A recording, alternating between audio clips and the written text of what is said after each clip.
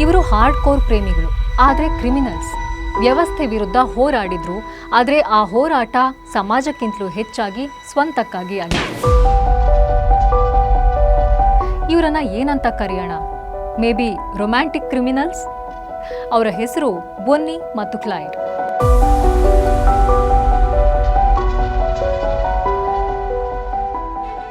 ಈ ಜಗತ್ತಲ್ಲಿ ಅಸಂಖ್ಯಾತ ರೀತಿಯ ಕಥೆಗಳಿವೆ. ಕೆಲವು ಕಥೆಗಳು ಪ್ರೇಮದಿಂದ ಶುರುವಾಗಿ ಪ್ರೇಮದೊಂದಿಗೆ ಕೊನೆಯಾಗುತ್ತೆ.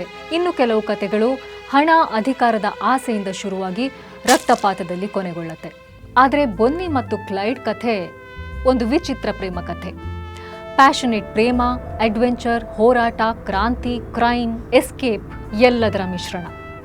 ಅಮೆರಿಕದ ಇತಿಹಾಸದಲ್ಲಿ ಚಿರಸ್ಥಾಯಿಯಾಗಿ ನಿಂತಿರೋ ಒಂದು ರೋಮಾಂಚನಕಾರಿ ಕಥಾನಕ. ಅದು 1930ರ ದಶಕದ ಅಮೆರಿಕ. ಭೂಮಿ ಬರಡಾಗಿತ್ತು, ನಿರುದ್ಯೋಗ ಹೆಚ್ಚಾಗಿತ್ತು, ಜನರಲ್ಲಿ ಭರವಸೆ ಬತ್ತಿ ಹೋಗಿತ್ತು. ಈ ನಿರಾಸೆ ಮತ್ತು ಕೋಪದ ವಾತಾವರಣದಲ್ಲಿ ಕೆಲವು ಯುವಕ ಯುವತಿಯರು ವ್ಯವಸ್ಥೆಯ ವಿರುದ್ಧ ದಂಗೆ ಎದ್ರು. ಅವರಲ್ಲಿ ಅತ್ಯಂತ ಪ್ರಸಿದ್ಧರಾದವರು ಈ ಇಬ್ರು, ಬೊನ್ನಿ ಎಲಿಜಬೆತ್ ಪಾರ್ಕರ್ ಮತ್ತು ಕ್ಲೈಡ್ ಚೆಸ್ನಟ್ ಬ್ಯಾರೋ. ಕ್ಲೈಡ್ ಟೆಕ್ಸಾಸ್ನ ಒಂದು ಬಡ ಕುಟುಂಬದಲ್ಲಿ ಹುಟ್ಟಿದನು. ಅವರ ಕುಟುಂಬ ಟೆನೆಂಟ್ ಫಾರ್ಮರ್ಸ್, ಅಂದ್ರೆ ಬಡ್ಡಿ ಜಮೀನ್ದಾರರ ಜಮೀನಿನಲ್ಲಿ ಕೆಲಸ ಮಾಡಿ ಜೀವನ ಸಾಗಿಸೋರು. ಹಾಗಾಗಿ ಅವನ ಬಾಲ್ಯ ಎಲ್ಲ ಕಷ್ಟಗಳಲ್ಲೇ ಕಳೆಯುತ್ತೆ. ಕಾಡೋ ಬಡತನದ ಕಾರಣ ಅವನು ಕಳ್ಳತನ ಮಾಡೋದಕ್ಕೆ ಶುರು ಮಾಡ್ತಾನೆ. ಸಣ್ಣ ಪುಟ್ಟ ದರೋಡೆಗಳು ಮಾಡೋದು, ಕಾರುಗಳನ್ನ ಕದಿಯೋದು, ಹೀಗೆ ಇವುಗಳಿಂದಲೇ ಅವನ ಜೀವನ ಸಾಗ್ತಾ ಇತ್ತು. ಆದ್ರೆ ಅವನು ರಾಬಿನ್ ಹುಡ್ ತರ ಕದ್ದು ಅದನ್ನ ಬಡಬಗರಿಗೆ ದಾನ ಮಾಡ್ತಾ ಇರಲಿಲ್ಲ. ತನಗಾಗಿ, ತನ್ನ ಕುಟುಂಬಕ್ಕಾಗಿ ಮಾತ್ರ ಕದೀತಾ ಇದ್ದ. ಅವನು ತನ್ನ ಸ್ನೇಹಿತರನ್ನ, ಕುಟುಂಬವನ್ನ ಬಹಳನೇ ಪ್ರೀತಿಸ್ತಾ ಇದ್ದ. ಇನ್ನು ಬೊನ್ನಿ ಪಾರ್ಕರ್ದು ಕ್ಲೈಡ್ಗಿಂತ ಸ್ವಲ್ಪ ವಿಭಿನ್ನವಾದ ಪರಿಸ್ಥಿತಿ. ಅವಳ ತಂದೆ ತಾಯಿ ಬೇರೆಯಾಗಿದ್ರು. ಹಾಗಾಗಿ ಬೊನ್ನಿ ತನ್ನ ತಾಯಿ ಜೊತೆ ಬಹಳ ಬಡತನದ ಜೀವನವನ್ನ ಸಾಗಿಸ್ಬೇಕಾಗಿ ಬಂತು. ಬೊನ್ನಿ ಬುದ್ಧಿವಂತ ಹುಡುಗಿ, ಶಾಲೆಯಲ್ಲಿ ಚೆನ್ನಾಗಿ ಓದ್ತಾ ಇದ್ಲು, ಸಾಹಿತ್ಯದಲ್ಲಿ ಆಸಕ್ತಿ ಹೊಂದಿದ್ಲು, ಕವಿತೆಗಳನ್ನ ಬರೀತಾ ಇದ್ಲು, ದೊಡ್ಡ ಕನಸುಗಳನ್ನ ಹೊತ್ತಿದ್ಲು. ಆದರೆ 16 ವರ್ಷದವಳಿರುವಾಗಲೇ ಅವಳ ಮದುವೆ ಆಯಿತು. ಆ ಮದುವೆಯಲ್ಲಿ ಅವಳು ಯಾವ ಸುಖವನ್ನೂ ಕಾಣಲಿಲ್ಲ. ಅವಳ ಗಂಡನಿಗೆ ಅವಳು ಬೇಡವಾಗಿದ್ಲು. ಒಂಟಿಯಾದ ಬೊನ್ನಿ ಮತ್ತೆ ತನ್ನ ತವರಿಗೆ ಬಂದ್ಲು. ರೆಸ್ಟೋರೆಂಟ್ ಒಂದರಲ್ಲಿ ವೇಟ್ರೆಸ್ ಆಗಿ ಕೆಲಸ ಮಾಡೋದಿಕ್ಕೆ ಶುರು ಮಾಡಿದ್ಲು. ಬದುಕು ನೀರಸವಾಗಿದ್ದ ಆ ಸಮಯದಲ್ಲಿ ಅನಿರೀಕ್ಷಿತವಾಗಿ ವ್ಯಕ್ತಿಯೊಬ್ಬನ ಜೊತೆ ಅವಳ ಭೇಟಿಯಾಯಿತು. ಅಫ್ಕೋರ್ಸ್, ಅವನು ಕ್ಲೈಡ್. ಅದೊಂದು ಜನವರಿ ತಿಂಗಳ ದಿನ ಬೊನ್ನಿ ತನ್ನ ಗೆಳತಿಯ ಮನೆಗೆ ಹೋಗಿದ್ಲು. ಅಡುಗೆ ಮನೆ ಕಿಟಕಿಲಿ ಅವಳು ಒಬ್ಬ ಯುವಕನನ್ನ ನೋಡಿದ್ಲು. ಅವನು ಹ್ಯಾಂಡ್ಸಮ್ ಆಗಿ, ಉತ್ಸಾಹದಿಂದ ಪುಟಿತ, ಆಕರ್ಷಕವಾಗಿ ಕಂಡ. ಅವನು ಅವಳತ್ತ ನೋಡ್ದ. ಈ ಭೇಟಿ, ಈ ಕಂಗಳ ಮಾತುಕತೆ ಮುಂದೆ ಒಂದು ದೊಡ್ಡ ಸಾಹಸಕ್ಕೆ ಕಾರಣ ಆಗ್ಬೋದು ಅಂತ ಅವರಿಗೆ ಆ ಕ್ಷಣ ಹೇಗ್ ತಾನೇ ಗೊತ್ತಾಗಬೇಕು. ಅವರು ಆ ಕ್ಷಣದ ಆನಂದದಲ್ಲಿ ಮೈ ಮರೆತು ಹೋಗಿದ್ರು.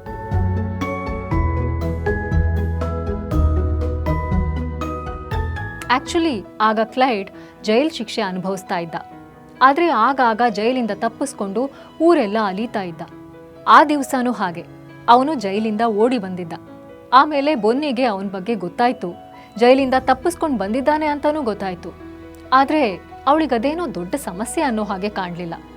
ಇನ್ಫ್ಯಾಕ್ಟ್ ಅವನು ಇನ್ನಷ್ಟು ಇಂಟ್ರೆಸ್ಟಿಂಗ್ ಆಗಿ ಕಂಡ. ಅವಳ ಸಾಮಾನ್ಯ ನೀರಸ ಬದುಕಿಂದ ಏನೋ ಎಸ್ಕೇಪ್ ಸಿಕ್ಕಿದ ಅನುಭವ ಆಯಿತು ಅವಳಿಗೆ. ಬೊನ್ನಿ ಕ್ಲೈಡ್ನ ಬಹಳವಾಗಿ ಹಚ್ಕೊಂಡ್ಳು. ಎಷ್ಟೇ ಹಚ್ಕೊಂಡ್ರೂ ಅವನೊಬ್ಬ ಅಪರಾಧಿ. ಮತ್ತೆ ಜೈಲ್ ಸೇರ್ದ. ಜೈಲಲ್ಲಿರೋ ಕ್ಲೈಡ್ಗೆ ಬೊನ್ನಿ ಪತ್ರಗಳನ್ನು ಬರೀತಾ ಇದ್ಲು. ಭೇಟಿಯಾಗೋದಕ್ಕೆ ಆಗಾಗ ಜೈಲಿಗೂ ಹೋಗ್ತಾ ಇದ್ಲು. ಒಂದಷ್ಟು ಕಾಲದ ನಂತರ ಅವನಿಗೆ ಜೈಲಿಂದ ಬಿಡುಗಡೆ ಆಯಿತು. ಆಮೇಲೆ ಅವರಿಬ್ಬರು ಒಟ್ಟಿಗೆ ಇರೋದಕ್ಕೆ ಶುರು ಮಾಡಿದ್ರು. ಆದರೆ ಇಷ್ಟರಲ್ಲಿ ಕ್ಲೈಡ್ ಒಂದಷ್ಟು ಬದಲಾಗಿದ್ದ. ಜೈಲು ಜೀವನ ಅವನಿಗೆ ನಿಯತ್ತಾಗಿ ಬದುಕೋ ಪಾಠ ಕಲಿಸೋ ಬದಲಾಗಿ ಅವನನ್ನ ಇನ್ನಷ್ಟು ಕ್ರೂರನಾಗಿ ಮಾಡ್ತು. ಅವನು ಸಣ್ಣ ಪುಟ್ಟ ಕಳ್ಳತನದಿಂದ ದೊಡ್ಡ ದರೋಡೆಗಳನ್ನು ಮಾಡೋದಕ್ಕೆ ಶುರು ಮಾಡ್ದ. ತನ್ನದೇ ತಂಡ ಕಟ್ಟಿ ಬ್ಯಾಂಕುಗಳು, ಚಿಲ್ಲರೆ ಅಂಗಡಿಗಳನ್ನು ದೋಚಿದ. ಇವರುಗಳ ಮಧ್ಯೆ ಏಕೈಕ ಮಹಿಳೆ ಅಂದರೆ ಬೊನ್ನಿ. ಶುರುನಲ್ಲಿ ಅವಳು ದೂರದಲ್ಲಿ ಕೂತು ಕ್ಲೈಡ್ ದರೋಡೆ ಮಾಡೋದನ್ನ ನೋಡ್ತಾ ಇದ್ಲು ಮಾತ್ರ. ಆಮೇಲೆ ಅವಳು ಕೂಡ ದರೋಡೆಯಲ್ಲಿ ತೊಡಗಿಸ್ಕೊಳ್ಳೋದಕ್ಕೆ ಶುರು ಮಾಡಿದ್ಲು.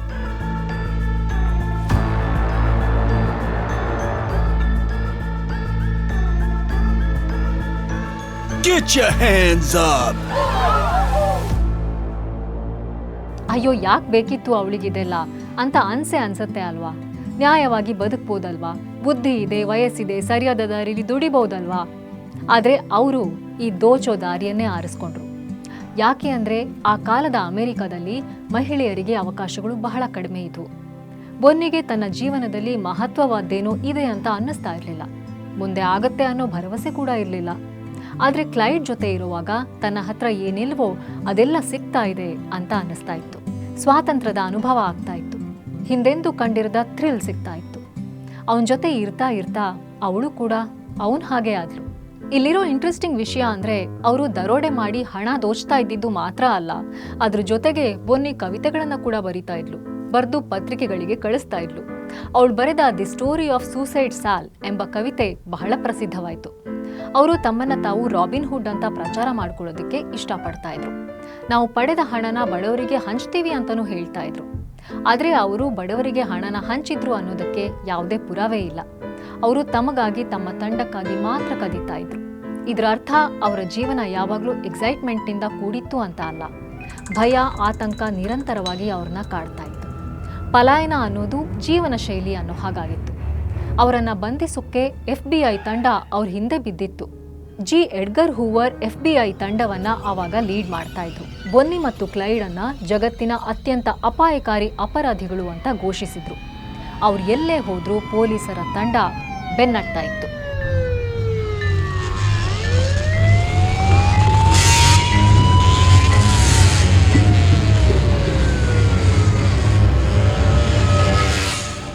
ಅವರು ಅಪರಾಧಿಗಳೇ ಆದರೂ ತಮ್ಮ ಕುಟುಂಬವನ್ನ ಬಹಳವಾಗಿ ಪ್ರೀತಿಸ್ತಾ ಇದ್ರು.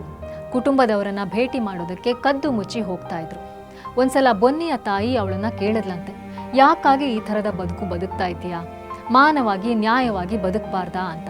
ಅದಕ್ಕೆ ಅವಳು, ನಾನು ಕ್ಲೈಡ್ನ ಪ್ರೀತಿಸ್ತಾ ಇದ್ದೀನಿ, ಅವನ ಜೊತೆ ಅವನ ಹಾಗೆ ಇರೋದು ಬಿಟ್ಟು ಇನ್ನೇನನ್ನು ಅವನಿಗೋಸ್ಕರ ಮಾಡೋದಕ್ಕೆ ನನ್ನಿಂದ ಸಾಧ್ಯ ಇಲ್ಲ ಅಂತ ಹೇಳಿದ್ಲಂತೆ. ಇದಕ್ಕೇನನ್ನೋದು? ಪ್ರೇಮಾನ ಇಲ್ಲ ಮೂರ್ಖತನಾನ? ಏನೇ ಆಗಲಿ ಕ್ಲೈಡ್ನಿಂದ ನಾನು ದೂರ ಹೋಗಲ್ಲ ಅಂತ ಬೊನ್ನಿ ನಿರ್ಧಾರ ಮಾಡಿಬಿಟ್ಲು. ಯಾವಾಗಲೂ ಒಬ್ರನ್ನೊಬ್ರು ಬಿಡದೇ ಇರ್ತಾ ಇದ್ರು.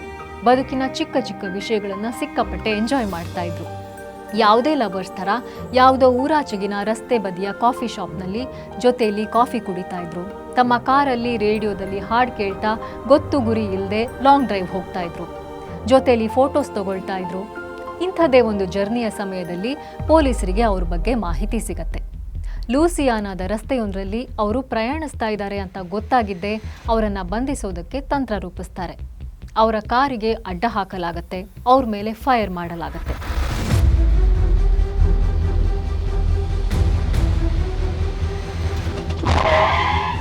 ಅವರನ್ನು ಅರೆಸ್ಟ್ ಮಾಡೋ ಪ್ರಕ್ರಿಯೆಯಲ್ಲಿ ಹಲವು ಗುಂಡುಗಳ ಸುರಿಮಳೆಯೇ ಆಗುತ್ತೆ. ಈ ಫೈರಿಂಗ್ನಲ್ಲಿ ಬೊನ್ನಿ ಮತ್ತು ಕ್ಲೈಡ್ನ ಸಾಹಸಮಯ ಬದುಕು ಕೂಡ ಕೊನೆಯಾಗತ್ತೆ.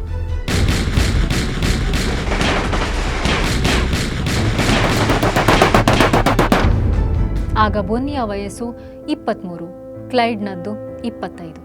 ಅಷ್ಟೇ, ಬದುಕು ಮುಗಿದೇ ಹೋಯಿತು. ಆಮೇಲೆ ಅವರಿಬ್ಬರ ಫೋಟೋಗಳು ಪತ್ರಿಕೆಗಳಲ್ಲಿ ಬಹಳ ವೈರಲ್ ಆಗುತ್ತೆ.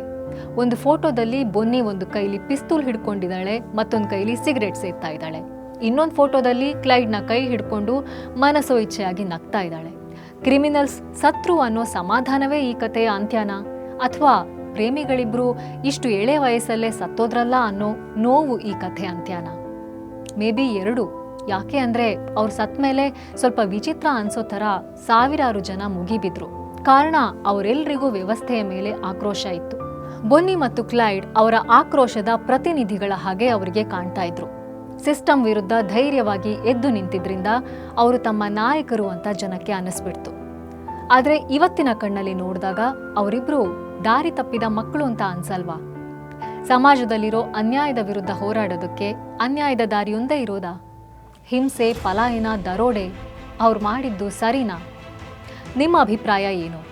ಸಮಾಜದಲ್ಲಿ ಕಾಣೋ ಅಸಮಾನತೆ, ಅನ್ಯಾಯಕ್ಕೆ ಯುವಶಕ್ತಿ ಹೇಗೆ ಸ್ಪಂದಿಸಬೇಕು? ನಿಮ್ಮ ಅನಿಸಿಕೆಗಳನ್ನು ಕಾಮೆಂಟ್ಸ್ನಲ್ಲಿ ಶೇರ್ ಮಾಡಿ. ಕಾಲ ಎಷ್ಟೇ ಬದಲಾದರೂ ಹೊಸ ಪ್ರೇಮಿಗಳನ್ನು ಜಗತ್ತು ಸ್ವಾಗತಿಸ್ತಾನೇ ಇರುತ್ತೆ. ಸಂದರ್ಭಗಳು ಬದಲಾಗ್ತಾ ಇರುತ್ತೆ ಅಷ್ಟೇ.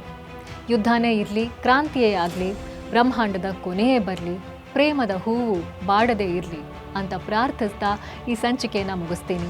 ಬೊನ್ನಿ ಆ್ಯಂಡ್ ಕ್ಲೈಡ್ ಅನ್ನೋ ಹೆಸರಲ್ಲಿ ಆರ್ಥರ್ ಪೆನ್ ನಿರ್ದೇಶನದ ಸಿನಿಮಾ ಕೂಡ ಇದೆ. ಆಸಕ್ತಿ ಇದ್ದರೆ ಅದನ್ನು ಕೂಡ ನೋಡಿ.